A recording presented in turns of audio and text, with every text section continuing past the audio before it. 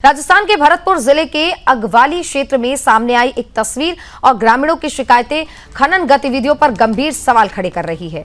ये शिकायतें इसलिए सामने आई हैं क्योंकि कहीं ना कहीं खनन को लेकर लोगों के बीच में संशय बना हुआ है और उसको लेकर जो गतिविधियां हैं वो लगातार सामने आ रही है। शमशान घाट तक ये पूरा विवाद जो है वो फैला हुआ है। चारागाह भूमि पर अतिक्रमण के आरोप लग रहे हैं और इसी को लेकर लगातार अब ये कहा जा रहा है कि अगवाली में ब्लास्टिंग के जो मकान हैं वो, ये तस्वीरें देखिए, ग्रामीणों ने खनन के आरोप लगाए हैं। शमशान घाट तक पहुंच को लेकर ये पूरा विवाद है। चारागाह भूमि पर अतिक्रमण के आरोप हैं।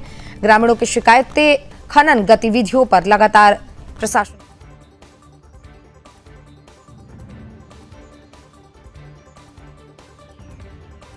तो शमशान घाट तक पहुंच को लेकर विवाद हुआ है और ये इस वक्त की अहम ये तस्वीरें देखिए, तस्वीरें भी सामने आई हैं जहां पर देखिए किस तरीके से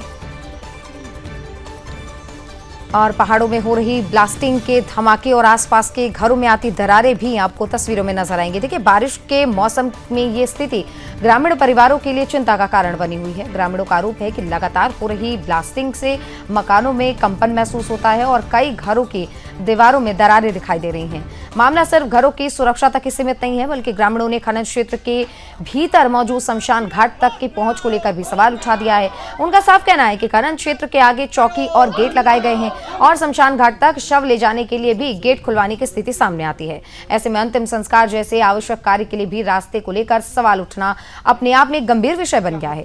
ग्रामीणों ने शिवालिक सिलिका के खनन क्षेत्र को लेकर कई गंभीर आरोप लगाए हैं। करीब 49 हेक्टेयर क्षेत्र में हो रहे खनन, खुदाई की गहराई, ब्लास्टिंग, उड़ती धूल, ओवरलोड वाहनों और सड़क की खराब स्थिति को लेकर प्रशासन से जांच की मांग की जा रही है।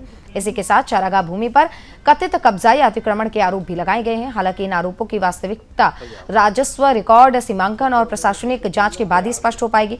लेकिन इस बीच सबसे बड़ा सवाल यह है कि प्रशासन की कार्रवाई को लेकर उठ रहे हैं। देखिए क्या संबंधित अधिकारी मौके पर पहुंचकर खनन क्षेत्र का निरीक्षण करेंगे और इससे भी जरूरी सवाल यह है कि क्या आसपास के मकानों की जो स्थिति है उसकी जांच कराई जाएगी और इससे भी इम्पोर्टेंट कि क्या शमशान घाट तक पहुंच और चारागाह भूमि का सीमांकन कराया जाएगा और अगर नियमों में उल्लंघन पाया जाता है, इसकी पुष्टि हो जाती है, तो आखिर जिम्मेदारी किसकी होगी।